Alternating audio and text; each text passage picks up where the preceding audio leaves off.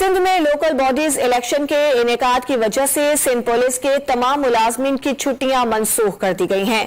Sindh police के तमाम additional IGs और डीआईजीज के हुक्मनामे इरसाल कर दिए गए हैं। आईजी सिंध का कहना है कि किसी अफसर या मुलाजिम को 23 अक्टूबर तक छुट्टी ना दी जाए।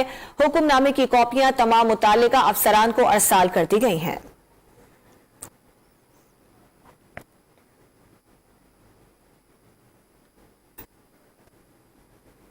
सिंध में लोकल बॉडीज इलेक्शन के इनेकाद की वजह से सिंध पुलिस के तमाम मुलाजमीन की छुट्टियां मनसूख कर दी गई हैं।